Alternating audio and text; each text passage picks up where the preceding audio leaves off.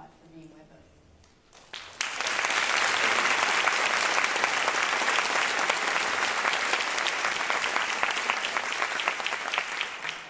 I just pulled the plug on going to Secretary. Good morning, Charleston educators. It's great to be here, and also a little intimidating too. And normally, I'm not intimidated to talk to groups. I talk about education all the time. It's what I do. It's my life.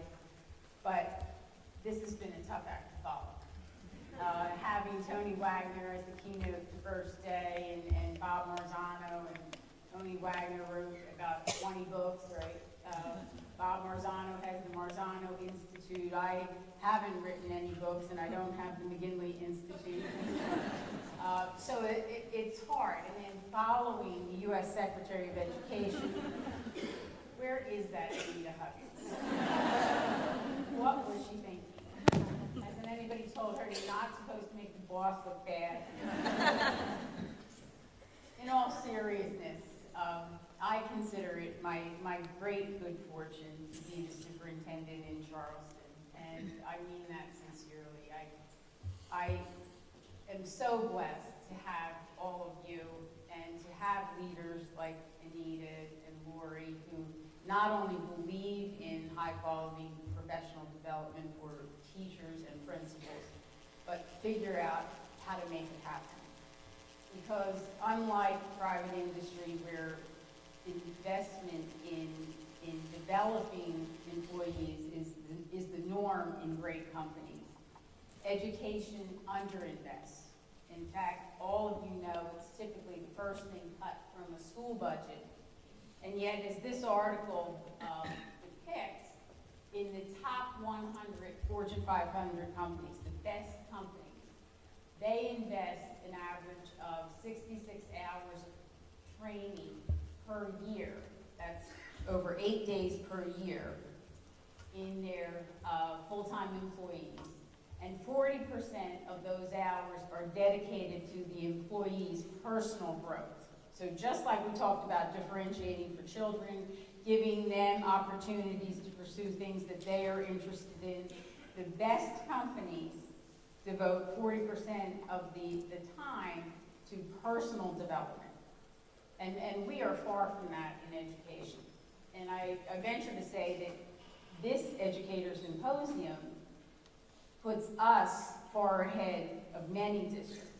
And what I will be challenging the teacher roundtable and the principal roundtable to help us think about is how do we sustain this throughout the school year and involve even more of our employees.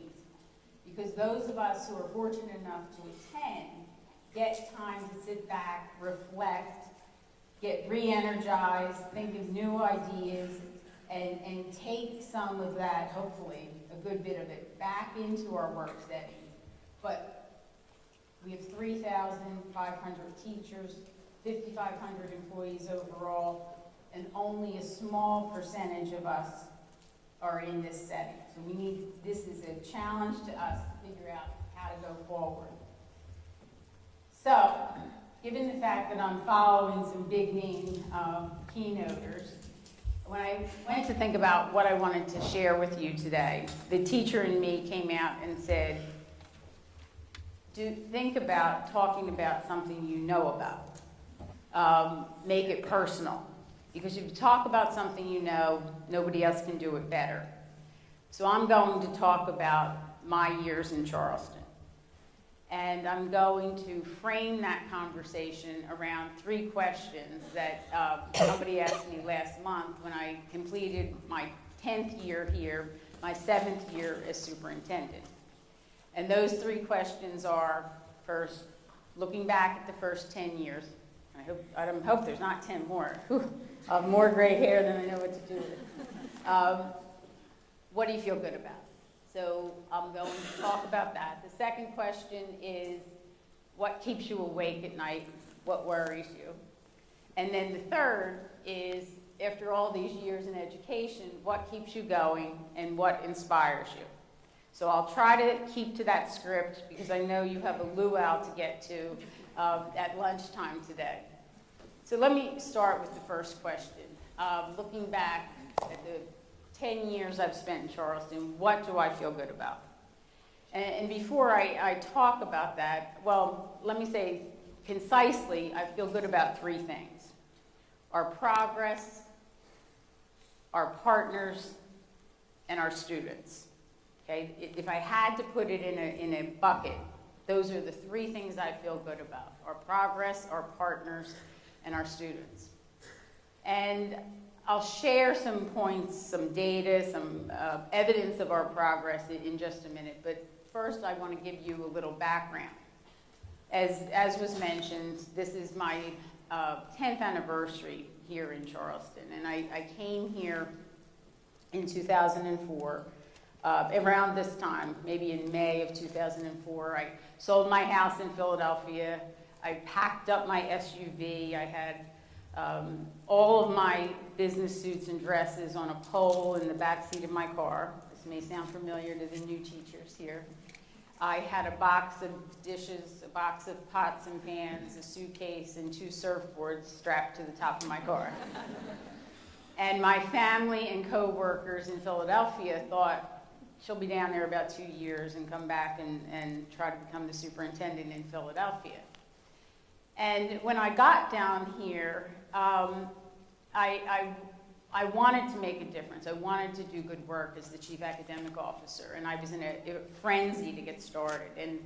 And I moved into my office at 75 Calhoun and tried to get immersed in what was going on in Charleston. And within the first 2 weeks, my secretary quit. She went out on workers' comp, never to be seen again. And I raided Bill Lewis's office and hired Robin King, who thankfully has been with me for 10 years and has been my great partner in really high quality work. She makes sure everything that goes out of my office is high quality, and I thank her for that. So my work at that time involved getting the coherent curriculum completed, introducing MAP testing, setting performance standards for principals in terms of moving our absolute rating on the state report card. And most of my efforts ended up focusing on the principalship, counseling out people who were not making a difference, hiring the best principals we could find. And at that time, Dr. Goodlow and I would interview all the principals. I have continued that practice as the superintendent. I find that to be my most important selection, because good teachers won't teach for bad principals. They find a way to get out or get the principal out. Good principals are the cornerstone of a good school. They really are. And I was a principal in 2 schools, a high poverty Title I school and a more affluent suburban type school, and both have their challenges. You always think the grass looks greener on the other side. Believe me, both have their challenges. And being a principal is hard work. But the principal sets the tone for the school, and that is why I continue to invest so much time in selecting principals. As of now, I have appointed close to 80% of the principals in this district. So if they're good, I'll share the credit. If they're bad, I have to share the accountability. But after this season, I'll have appointed, because we have about 6 vacancies, Bill, 85% of the principals. And that is the beginning of how we started to change this district, getting the right principal in every school. And I think teachers, you would agree, when you have a supportive leader, a leader who has your back, provides the resources you need, and has the vision and the urgency to change, the teachers not only meet those standards, they exceed them. And my early days in Charleston, I observed tremendous leaders and tremendous teachers who did everything they needed to do to help kids overcome the obstacles. And we had great schools 10 years ago. But we also had not so great schools. So while I observed great potential in many schools, great achievement in many schools, I also observed challenges. We had, as you can see from this slide, 22 schools that were at risk on the state report card, and 26% of our students were in at-risk schools. We had excessive expulsion rates. We had parents competing for slots in a handful of magnet schools to get out of some of their neighborhood schools. We had teacher shortages. In 2005, there were 200 teacher vacancies on the first day of school. In 2006, we had 120 classes without permanent teachers. And you can imagine the churn in those classrooms when subs were rotated in and out. And frankly, in those days, we took people who were not certified subs because we did not have sufficient number of teachers. So the data from back then also included some schools that were perceived to be violent and disruptive. And this slide is one example of a headline that was in the Post and Courier, and this particular article had a full page following this about disruption and fights and teacher assaults and walking out of the school. And this article reinforced a negative notion about certain schools that we're still trying to overcome today. But unfortunately, there was a lot of reality behind some of these perceptions. And I know that because I went into Brentwood Middle School the day after a third teacher had been assaulted in November of 2006. And the faculty, who was there at Brentwood, because there's some of you were there. Kevin Smith, you were there, I think. Paul, you were there. The faculty was falling by the wayside. The teachers were not in control of the classes. The administration had lost control because systems were not in place in the school. Every school has disruption. Every school has kids who are going to act out. But the adults have to be in charge. You have to have systems of how to deal with it and keep the program going. So we've come a long way from where we were. And I'm going to share that data in a minute. But circling back to the fact that I stayed, what I saw in Charleston was great potential and also great challenge. And it tapped into my belief system as an educator. It tapped into what I believe about children, about education, about equity, and how that connects to our democracy. The fact that the only way to have a true democracy is to have an educated population where everybody has access to the American dream. And many of you, certainly the principals, have heard me talk about this before, that my own family was transformed because of education. When I was a finalist for the superintendent job in Boston, I talked about my grandmother 2 generations earlier had been a cleaning person in the Philadelphia public school system. And the fact that I was sitting there interviewing to become the superintendent of Boston was a tribute to one thing, the fact that my father had gotten an education, had gotten through the GI Bill to go to college. And the fact that from 2 generations ago, my grandparents who were uneducated were cleaning schools because that was the best job they could get, to my generation where out of the 8 children in my family, 3 of us became school superintendents. It's because we had access to education.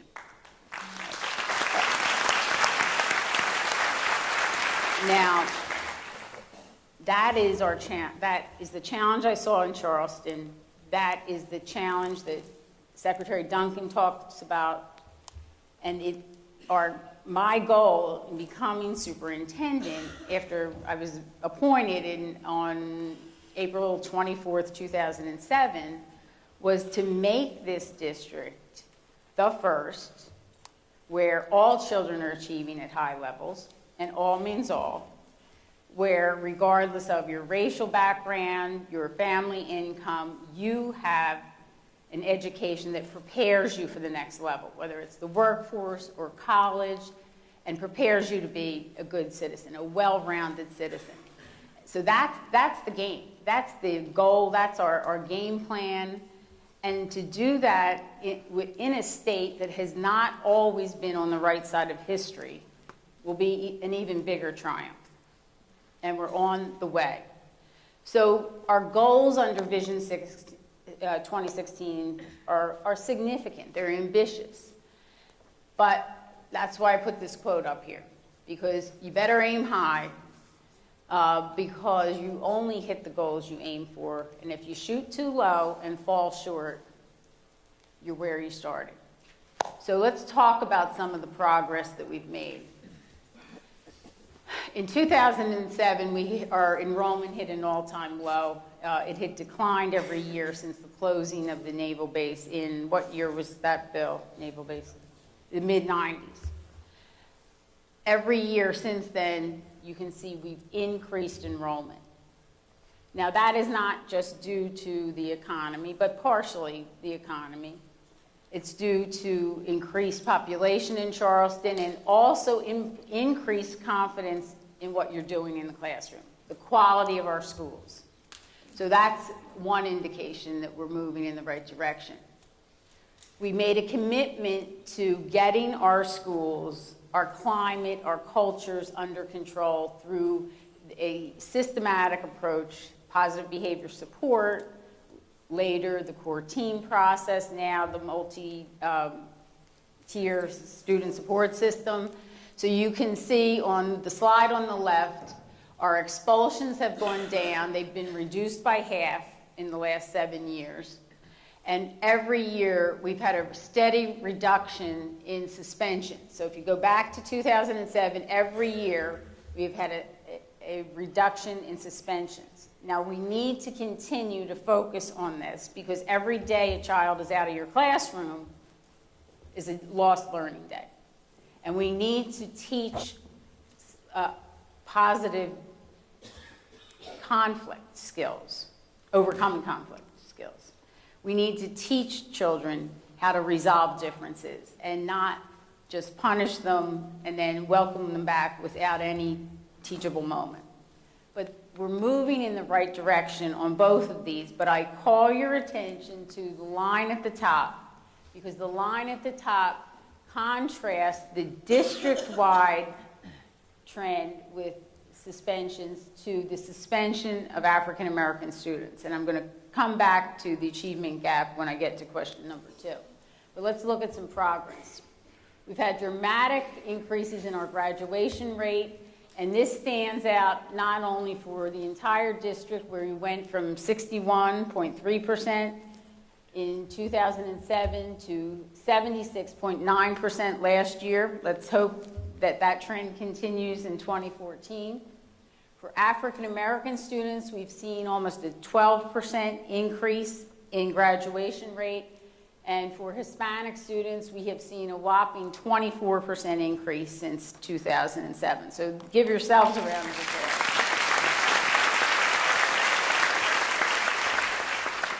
I already mentioned that we've decreased the number of unsatisfactory schools. Last year it was down to 4. I'm hoping that this year we wipe it out completely. We have 0 unsatisfactory schools. And then I am retiring this slide. I am. Because if we keep focusing on the bottom, we're missing the point. This is low expectations. Next year, we're going to be talking about how many schools are good and excellent. Because, right? How many schools are good and excellent? Because nobody wants to be average, and you don't want to be below average, and you don't want your kids in an average or below average school. So we're going to be talking about all of our schools being good and excellent. But let's put this on a personal level when we talk about schools. In 2007, over a quarter of our students were in at-risk schools. Last year, we got that down to 5.4%. And the next slide shows it dramatically. The faces of kids went from, if you go back one slide, 2007, 25% of our kids in at-risk schools. Last year, less than 6%. It's an awesome improvement. It happens in the classroom. The victories in the classroom is not just a slogan, it's a reality. We can have the best plan in the world, the best plan sitting on the shelf. If the teacher closes the door and does a mediocre job, these kind of results don't happen. So teachers, you are the frontline workers. You are. Thank you.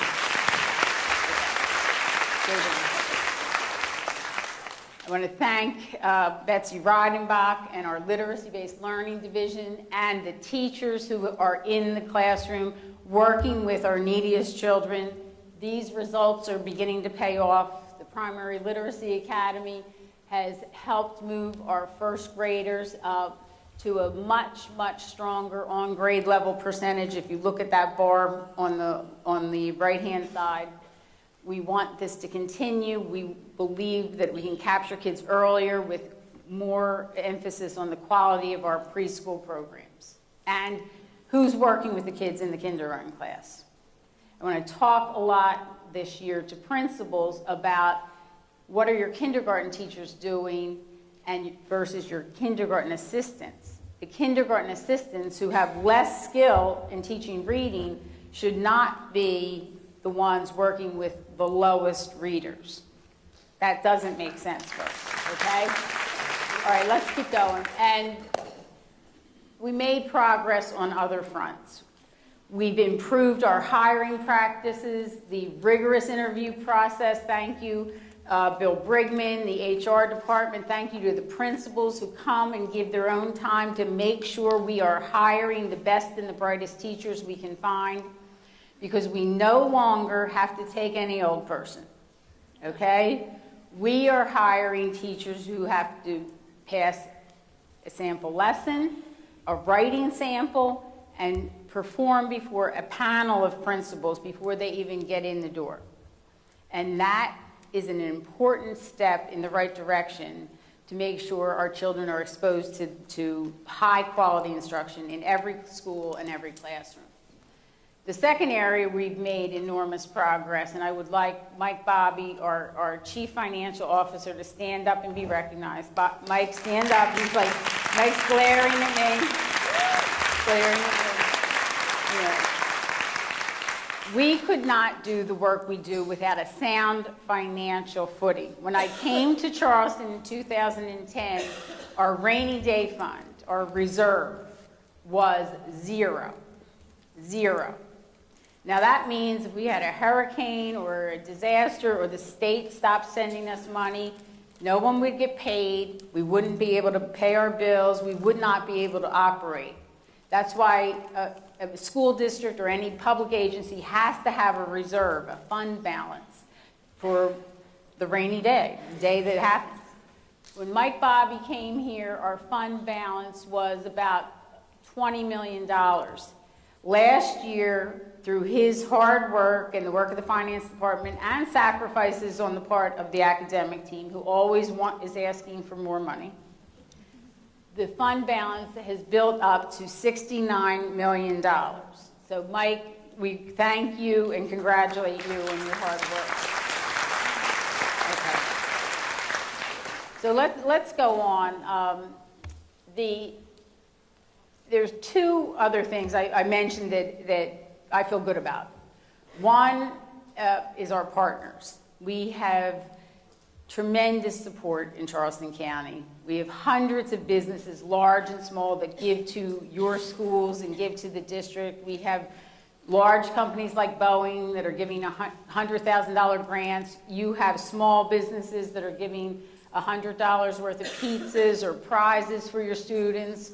We have people doing direct student support through the ECHO volunteer program east of the Cooper, the Charleston Volunteers for Literacy and Book Buddies. We have Wings for Kids, Communities in Schools. We have Engaging Creative Minds, the Charleston Promise Neighborhoods, and many, many more that I won't take the time to mention. But the partners are part of our progress. The support that they are giving us, the way they are subsidizing the public funds, and they matter. They matter a lot. And we have individuals in our community who have done enormously important things, like John and Jill Chowsty, who gifted the Overcoming Obstacles curriculum to all of our middle and high schools. Enormously important because our children need to be taught life skills. Our children need to be taught how to overcome bullying and neighborhood issues and things that take them away from learning effectively. So I thank the partners, and every day, everywhere I go, parents come up to me and say thank you. And they're saying thank you for what you do in the classroom and the schools, and they're grateful, and I'm grateful for all of you. So thank you to all of you. Thank you. Now, the first thing I did when I became superintendent in 2007 was to put a picture of the valedictorian from every high school on the shelves in my office. So every time I walk into the superintendent's office, or anybody who walks in there sees what our end goal is, and that is preparing our students to be the best. Those pictures inspire me every day. They inspire the people who come into the office, and I know that they are going to inspire you, because today we have the valedictorians from each of our high schools here with us today.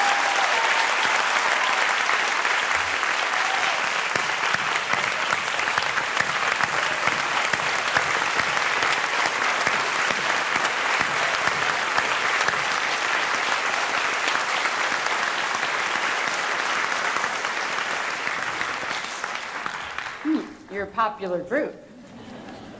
So whether you taught these young people in first grade or AP Physics, if they walked through your classroom door, if they walked through your school door, I want you to stand when they come up, because they're going to tell you their name, they're going to tell you where they went to elementary and middle school and where they're going to college. And they're going to maybe tell you one other thing. So I'd like the valedictorians, starting with Gabrielle Stewart from West Ashley High School, to come on up and share with the group.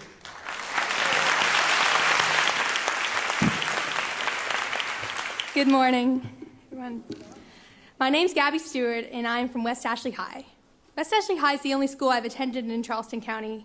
I attended elementary and middle school in California. But the teacher who has inspired me most is Mr. Brian Brennan from West Ashley High School. Yay.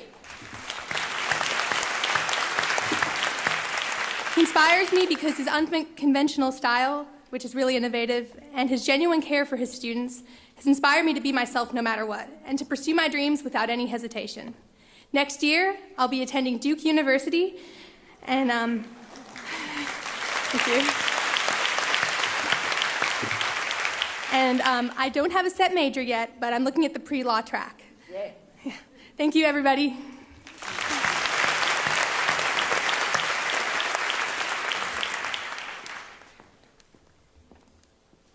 Hello, my name is Andrew Kilby, and I'm from Wando High School.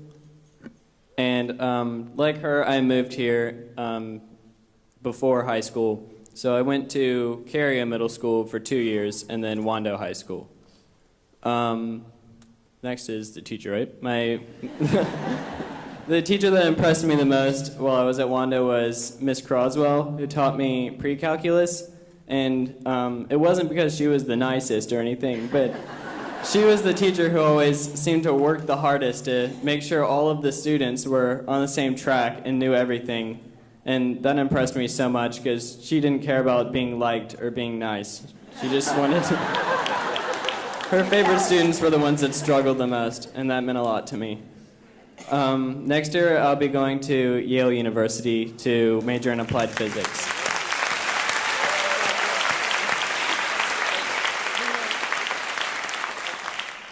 Our little student helpers are holding up the picture frame so they get their picture taken. And Gabrielle, we need you to go over and get your picture taken too.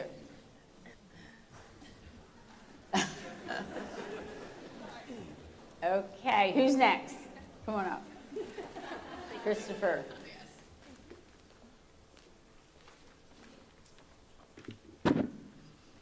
Hello. Hello. My name is Christopher Birch, and I'm from St. John's High School. And the schools I've attended was Mount Zion Elementary School. Then I moved on to Hawkett Middle School. Oh, stand up, Hawkett. Yeah, that was my principal. Mr. Virginia. And then I moved on to St. John's High School. Where's St. John's?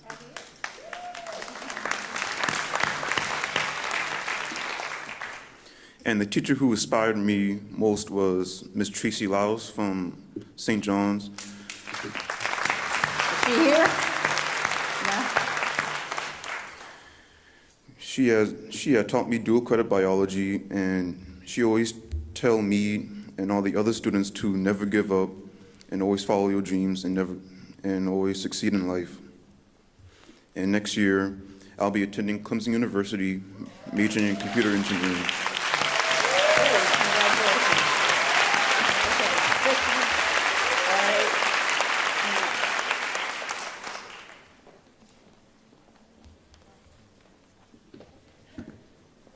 Hello, Hi. I'm Amanda Kasman. I went to School of the Arts, so I know this theater quite well. I also attended middle school here, but we were across the street back then. And I went to James B. Edwards Elementary School. James B. Edwards. Here's the principal, James B. Edwards. The teacher who has inspired me most is Dr. Price, who taught me chemistry when I was a junior. Back then, I already knew that art conservation seemed like the perfect career for me. It was a good blend of art, math, and science, but I was a little afraid that chemistry was going to be something that I would have to push through, something that would be a burden, something that I would have to bear.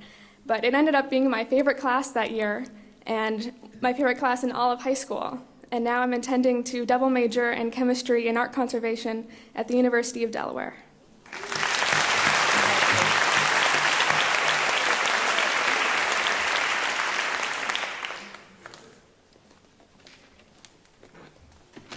Good morning, everyone. My name is Jorge Mendoza, and I'm the valedictorian for this year from Arkansas High School. Stahl is the only high school I've attended, so I've been there all 4 years. I stuck around, but I attended Pepper Hill Elementary here, and Alice Burney Middle School when it was Alice Burney. The teacher who inspired me the most, he was at Stahl my freshman and sophomore years. It was Mr. Paul Harper. He teaches in Chicago now, but he really got me into the engineering. He originally taught me geometry, but I guess that's because we needed another geometry teacher.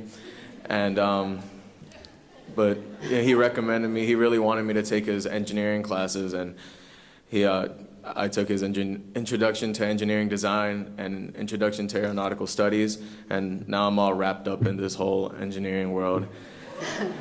But he was such a great teacher. Now we have another great teacher, Ms. Pickett, but I'll always remember him. Now, next year I'll be attending Clemson University to major in engineering, so hopefully that works out. Thank you.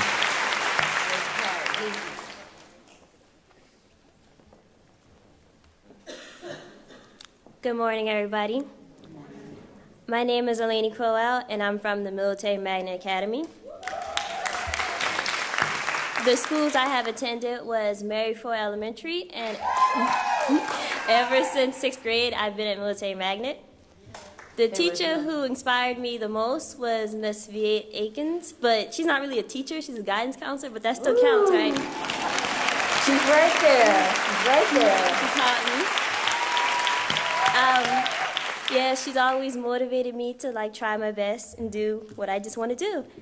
And next year, I'll be attending the University of South Carolina. And I'm going to major in biochemistry.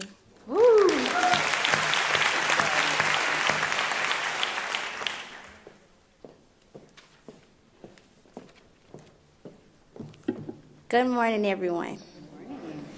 Hello, my name is Sakira Williams, and I am from North Charleston High School. The schools I have attended are North Charleston Elementary School, Morningside, and North Charleston High. The teacher who has inspired me most is Miss Erica Evans, my guidance counselor. You hear? She has inspired me because she pushed me to be greater, and she always kept me motivated. Next year, I will be attending Winthrop University to major in business administration.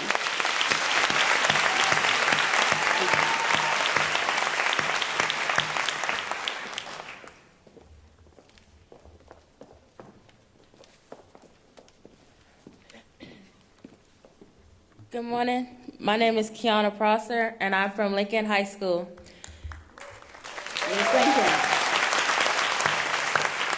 The schools I have attended are St. James Santee Elementary School, Wilkinson County Middle School, and Lincoln High School. The teacher who inspired me the most was Coach Smith. He got to our school this year, and I knew if I needed any help or if I just needed a breather, he would be there for me, and he helped me obtain a scholarship this year. Next year, I will be attending the Culinary Institute of America to do a double major in culinary arts and business.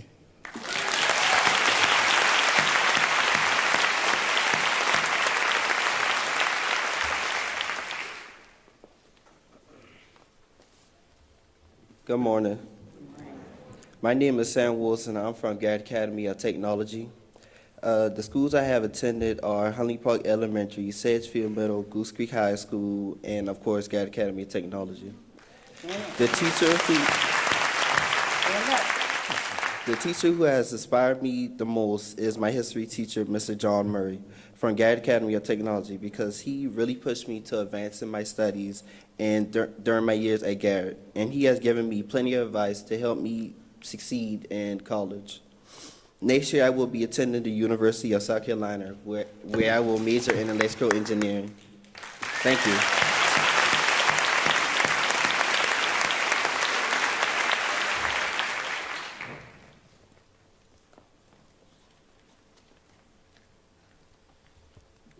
Good morning. Good morning.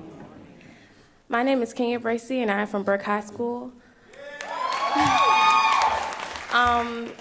The only school I attended in Charleston County is Burke High School. My other schools were in Sumter, South Carolina. That's Manchester Elementary and Furman Middle School.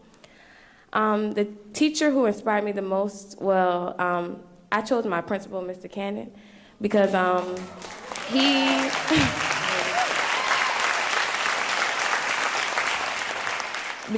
he believes in every one of his students, and he gives us all the same potential, and he pushes us all. Next year, I will be attending Clemson University to major in accounting.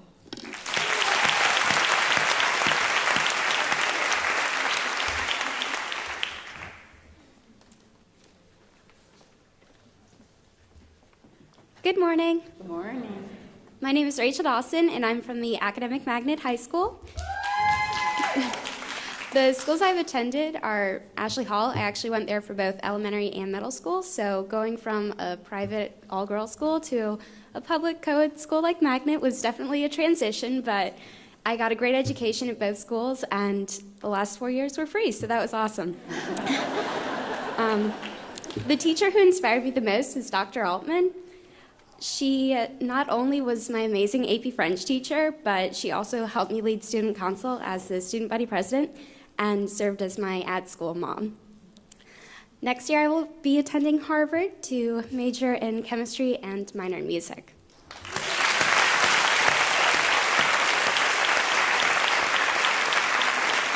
Go back.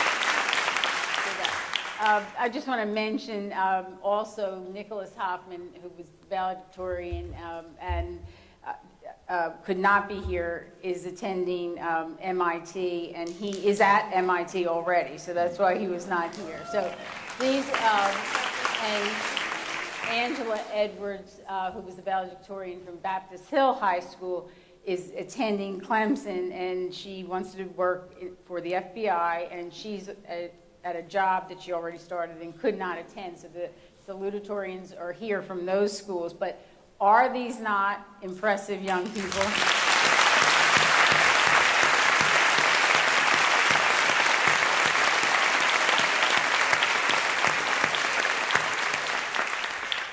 So I want to thank them for being here today, for getting up early on one of their first vacation days and being with us, because this is what we're shooting for, folks. For all children to excel at these levels of excellence, to have the world in front of them, to have choices. And that's really what education is about, choices in life. And we are confident that you are well prepared. And you will do great things in this world, and we want you to come back and help us transform Charleston County, okay? You promise you're going to come back? All right, well, I also want to take this time to mention all of the people who make this symposium happen.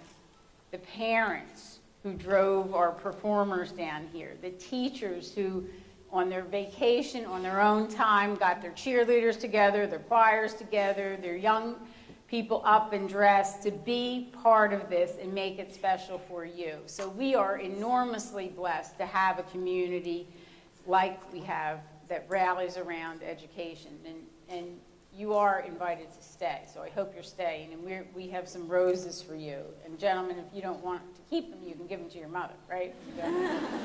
Okay, so now I'm going to go quickly because I'm probably already over my time, and Anita's going to pull me off the stage in a minute. But I was asked to talk about what worries me, what keeps me awake at night, and what continues to worry me is the fact that we are not preparing all students at the same level. We have an achievement gap that we are working hard to overcome, but we still have evidence that the achievement gap is large. And I want you to consider this data analysis of our 2013 results, and I'll explain to you what this means in just a minute because I know it's hard to see. But I received this information about a week or so ago where the Broad Foundation looks at large city school district results and compares the achievement gap and progress on the achievement gap in that district relative to the state. And what this shows, it shows the elementary, middle, and high school results for African American students, Hispanic students, and white students. And it gives those results a decile rating, 1 to 10. So if there's a 1, it means your students are in the top 10% in the state in terms of where your district ranks against other districts in the same state. So this is our ranking against other South Carolina districts. And what this chart shows, and if you go to the next one, you'll see these are the results, the decile ranks for white students, elementary, middle, and high school. What does it say? 1. It says that for white students, Charleston County School District is in the top 10% in the state. Our students, our white students, are doing better than would be expected against white students in other districts. Now let's look at the African American results. Okay, let's look at the Hispanic results. So while our white students are doing well, our African American and Hispanic students continue to lag behind our counterparts in the state. Now, this doesn't mean we're not making progress. I already showed you the progress. And the one bit of good news that came out of this study is that in terms of closing the gap, Charleston's in the top 20%, especially in closing the reading gap. So I think our results, our emphasis on literacy is starting to pay off because we are closing the gap faster than other districts. But this data has to be our call to action. Not just my call to action, our call to action. Because I need you to take what you heard this week, these new ideas, these new approaches, these opportunities to do more innovative things in your classroom, to really get into personalized learning, to embrace project-based learning, partner learning, interactive learning, real-world learning, application of knowledge, helping kids understand why they're learning something, all of the things that we heard in these workshops, and go back and apply them. We need this to be our call to action, not to work harder, but to work differently to reach all children, to get every one of our graduates, every one of you would want all of your children to have the choices that these young people have. And the future belongs to the educated, right? And even what we heard from Tony Wagner, even the educated are not assured of a job anymore. But the well-educated in today's skills are what we're aiming for. So let this be our call to action and our resolve to make change when we go back, and I know that you can do it. So let's just go to my next worry, and I'm sparing you. I'm only giving you my 2 worries. The next thing that I worry about is the fact that we know there's at least 3 major influencers on a child's success. The school, which we are responsible for, but also the neighborhood influences and the family influences. And I know that we have very little control over the neighborhood or the family. We can only control the school, but yet our children are impacted by both of the other 2. And we're at a point right now, in fact, last year, the 4 schools that are still struggling in that bottom category academically have well over 90% poverty rate. Burns has a 98% poverty rate. Burns has an 80% mobility rate. The teachers and principal at Burns are working hard. They're taking money out of their own pockets for parents who get evicted, and they're putting the parents in hotel rooms. They're trying to get help for children who have mental health issues. They're trying to get resources to families that don't have furniture or electricity. Our teachers should not have to be doing this, and yet they are, because they care so much about children that they're becoming social workers, they're becoming ministers, they're trying to be counselors and mental health workers. And I know many of you are doing that, not just the teachers at Burns, because in every school, whether it's a higher income school, there are children and families that struggle. I know the counselor at James B. Edwards in Mount Pleasant helped a family that was living in a trailer in the Walmart parking lot get together a down payment for an apartment rental so they would be able to stop living in the Walmart parking lot. This is the reality. We have over 500 students that are known to be homeless, and many more children who need serious therapeutic interventions. And we need to help you, and you need to tell us, and through your school principal, through your teacher roundtable, what more we can do, because this is why we are trying the innovative approaches that you've heard about. The extended day initiative at Sanders Clyde, where we keep kids after school so they can get enrichment opportunities, homework help, extra time with a caring adult so they're not sent into a latchkey situation or a neighborhood situation where there's nothing productive to do. We're trying to replicate that in other areas. We're also trying innovative partnerships like our partnership with Meeting Street Academy, where we will reopen Brentwood Elementary School, and private funds will be used to pay for a 3-year-old program. So we're bringing the kids in younger and they don't have that achievement gap when they hit kindergarten.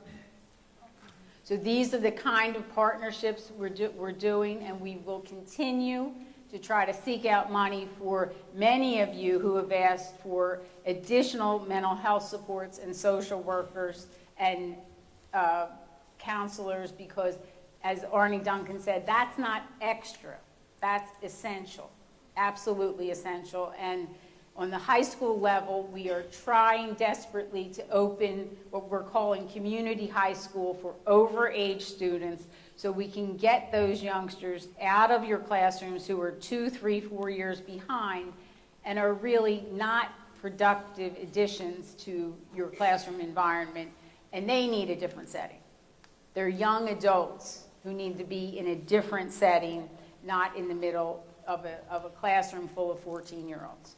So we're working on those things, and we want to hear back from you about what more we can do. So I'll stop there and go to the last question, which is very exciting. What keeps you inspired? The short answer is you keep me inspired.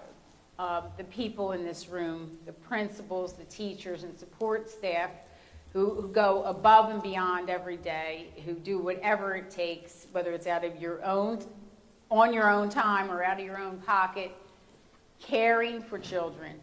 We have to be the adults in this community who take care of the children.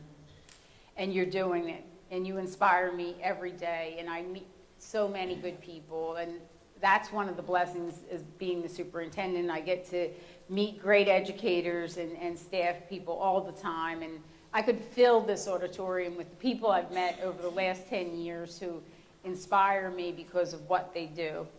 And I'd like to take the last couple minutes to recognize just a handful of people. And if I don't recognize you, it doesn't mean you're not special, because there's so many faces that I see out here that I could recognize.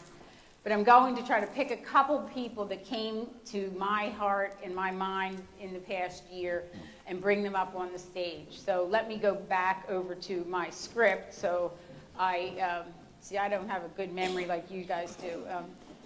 I'm getting old and I forget. So where are we? The people who inspire me, just come up on the stage, and I'm going to give you a little token of appreciation and ask you to take a seat over there. First, you've already met her earlier, Jamie Cunningham, our Teacher of the Year. Jamie thinks education should be a tool for social justice. Her patience and love for students with severe behavior problems are what sets her apart. Her youngsters love her, and we love her. So thank you, Jamie. Have a seat over there. The second person who inspires me is Wilbert Williams, the teacher assistant at Bell Hall Elementary School. He's our classified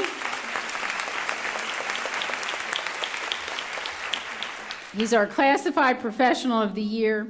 He is a special education teacher assistant. He has incredible patience with students, a natural ability to listen, both when they are in a challenging moment, and allowing them to express themselves in a more calm moment. The students seek him out because he is someone they know will listen when they need him. Thank you, Wilbur.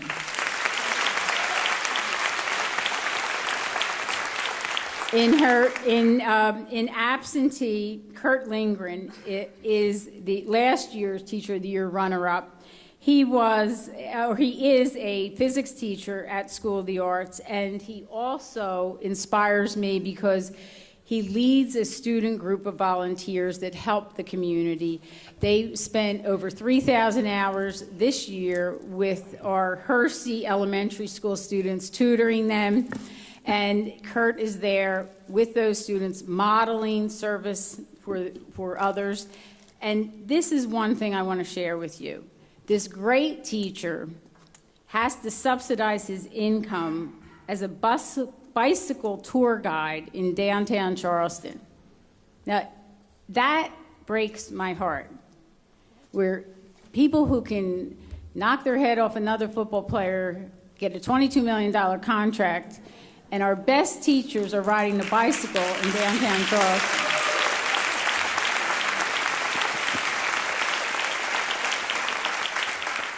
It doesn't make sense, but we're not in it for the money, right, folks?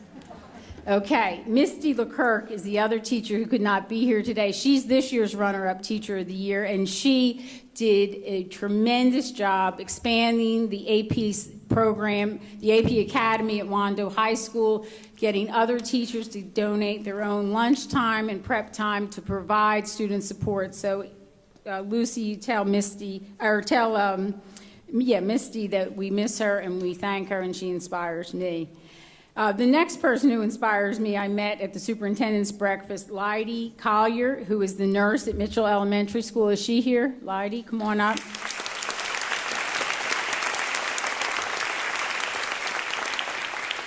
Not only is she a beloved nurse, thank you, Lydie, who organizes the dental van, the flu clinic, and all the great things that nurses do, the wellness committee, but on her Saturdays, she goes around to drugstores and picks up prescriptions for students in her school and delivers them to the homes of families that don't have the ability to get their children their medications on their own. So thank you for what you did. The next person who inspires me is Andre Dukes, the assistant principal at West Ashley High School.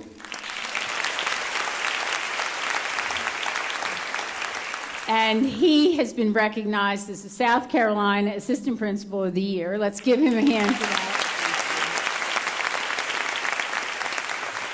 Andre's committed to supporting students and parents. They get help with their goals, shaping behavior. He's a great role model, and his guidance is delivered with patience and kindness, and lots of other things I could say about that young man. Our next teacher who inspires me is Alana Gibret. She's a math teacher at Sanders Clyde Elementary School. She sets goals for herself, and her goal was to ensure that her students had the highest math scores in the district. She wants all of her students to qualify for Academic Magnet High School. And this year, with her end-of-course algebra scores, half of her students got 100%, and they all passed the algebra end-of-course exam. Congratulations.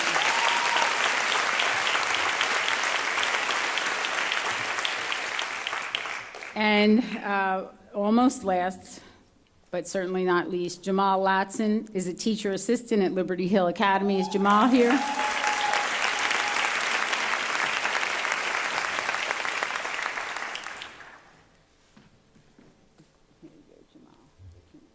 Jamal inspires me not only because of what he does as a teacher assistant, but because he serves as the drama club sponsor. He worked with some of our neediest kids, our kids who never shine, never star, never get applause, and he has produced Hansel and Gretel with a twist.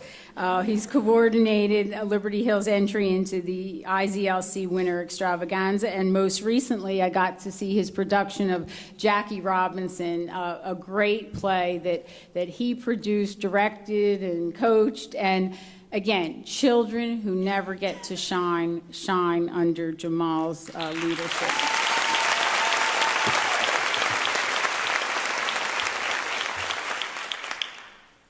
All right. I cannot end without acknowledging one of our great principals, and that is the Principal of the Year for South Carolina, Kim Wilson, the Principal of Stall. Come on up, Kim.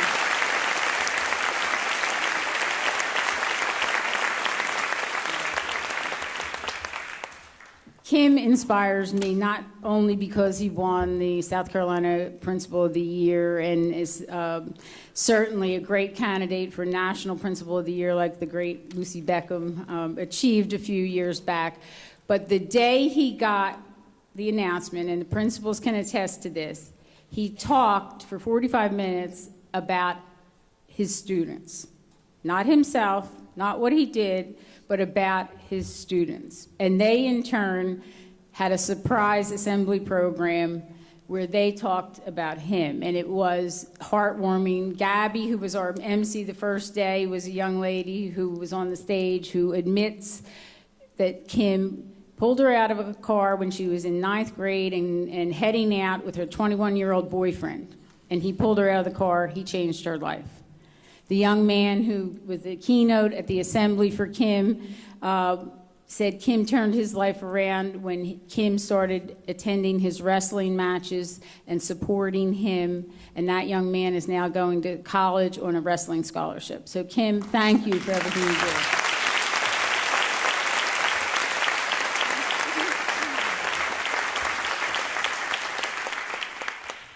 And there's one other person I wanted to acknowledge today who really inspires me. And this person has inspired me for 10 years. And that person is our Chief Operating Officer for Capital Program.